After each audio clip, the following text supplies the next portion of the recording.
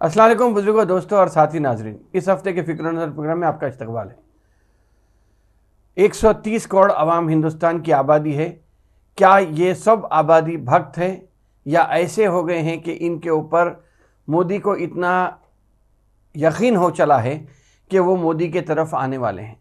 ये ऐसी बात है कि इसलिए कि पहले ये कहा था कि अब की बार 300 पार, और नतीजा हुआ ये कि 300 पार यकीनन बीजेपी को 303 सीट, 301 सीट के बराबर वहाँ पे आ गए, 300 का निशाना पार कर लिए।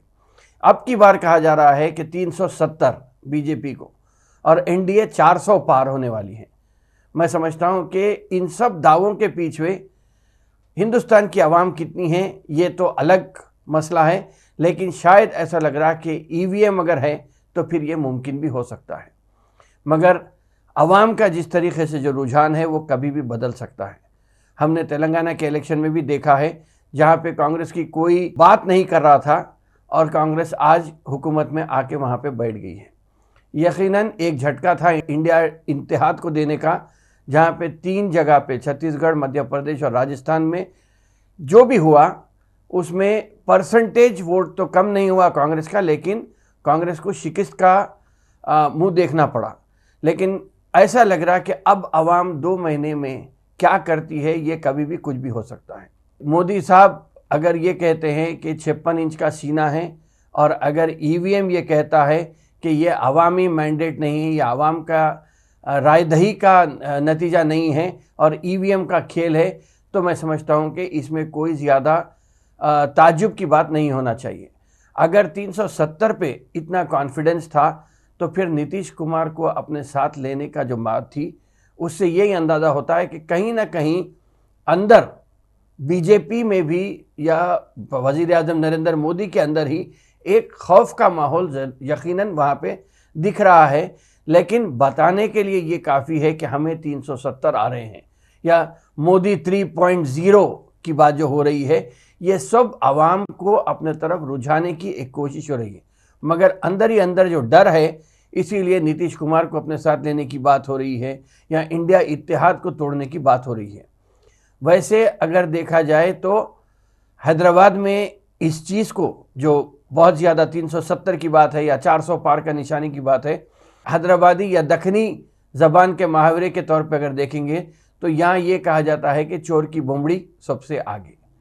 तो क्या यही चीज़ हो रही है कि आवाम को अपने तरफ रुझाने के लिए क्या ये शोर जो मचाया जा रहा है, ये जो बुमड़ी मचाई जा रही है, क्या ये तो नहीं है कि लोगों के जहन पर कहीं ना कहीं असरअंदाज होकर अपने तरफ वोट लेने की कोशिश हो रही है?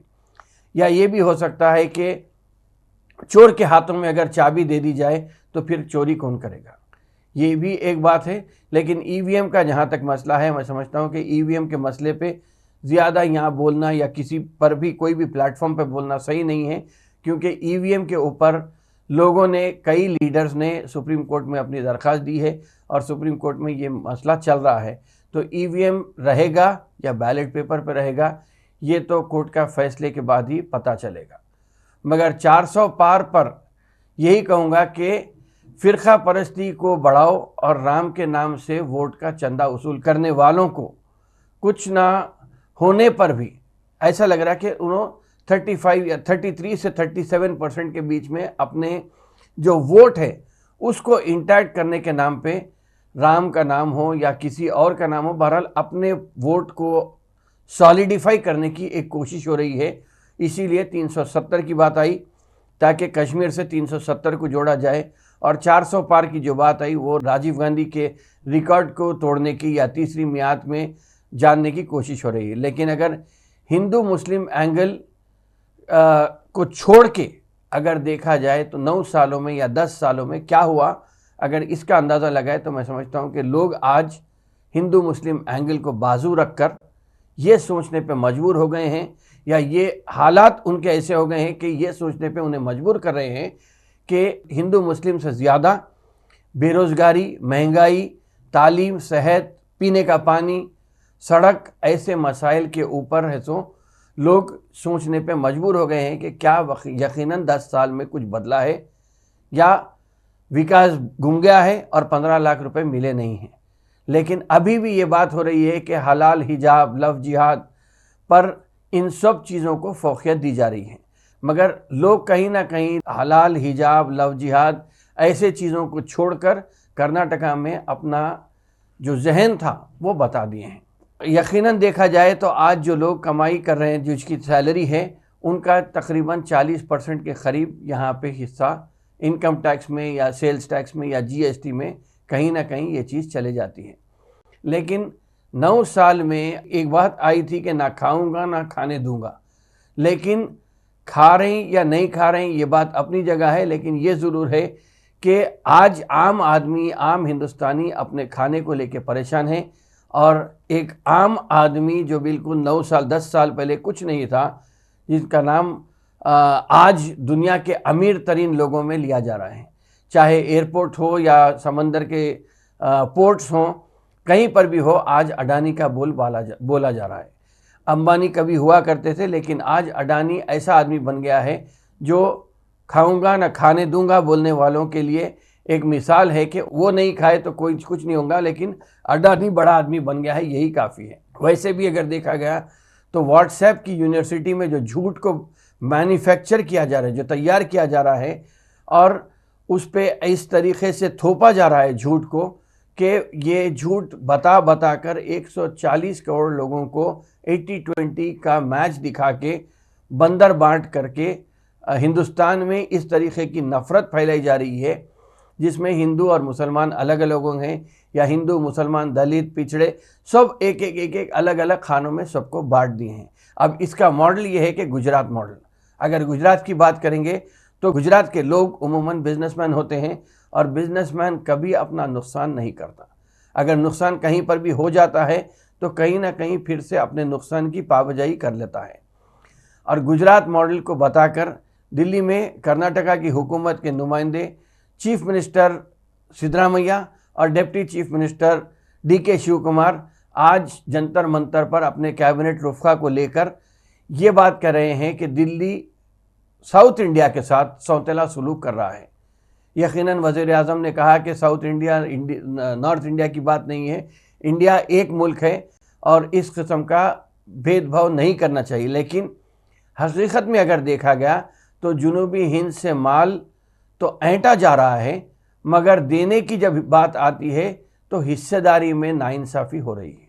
बकौल राजदीप सरदेसाई के एक ट्वीट में उन्होंने कहा कि, जिसमें उन्होंने बताया कि कर्नाटका जो 1 रुपया मरकज़ी हुकूमत को देता है, और जब मरकज़ी हुकूमत कर्नाटका को देने की बात आती है, उस 1 रुपये में से सिर्फ 15 पैसे कर्नाटका को मिलते हैं। वैसे महाराष्ट्र को 8 पैसे मिलते हैं, गुजरात को 28 पैसे मिलते हैं, तमिलनाडु को 29 पैसे मिलते हैं। हर 1 रुपया मरकज़ को देने के बाद उसमें से जो हिस्सा मिलता है वो 28, 29, 5, 15 और 8 पैसों की बात हो रही है।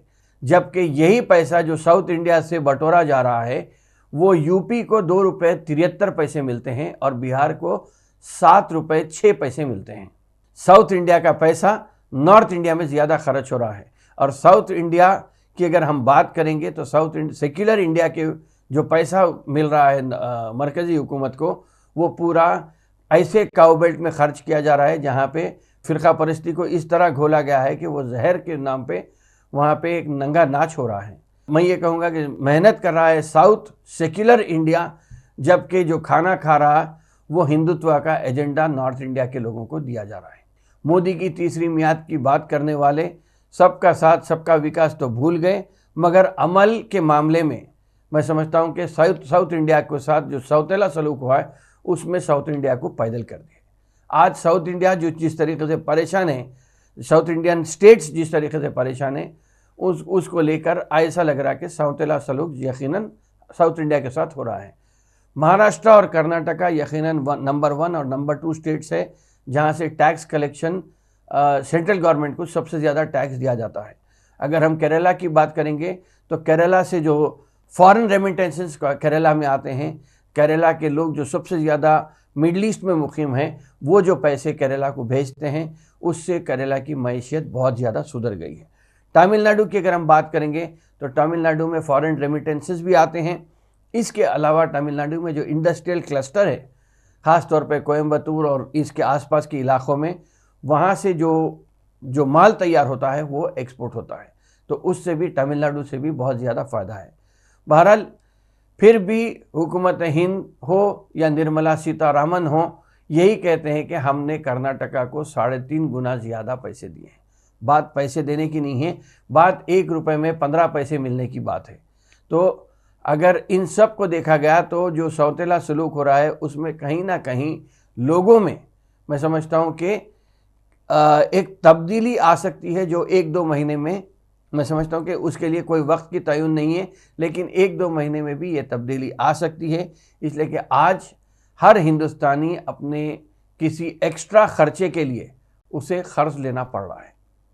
खैर माली बहस तो चलती रहेगी, लेकिन तरक्की नहीं रुकेगी। ये बात इसलिए कह रहा हूँ मैं, साउथ इंडिया इस मॉडल पे यकीन करता है।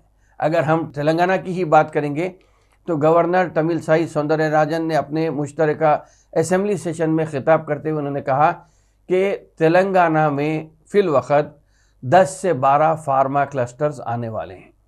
इसके अलावा सीएम रेवंत रेड्डी ने की निगरानी में एक माहिदा तय हुआ है जिसमें यह कहा गया है कि ड्रोन पोर्ट हैदराबाद से करीब फार्मा सिटी के पास 55 से 100 एकड़ के ऊपर ड्रोन पोर्ट कायम किया जाएगा। ये माहिदा तय हो गया है।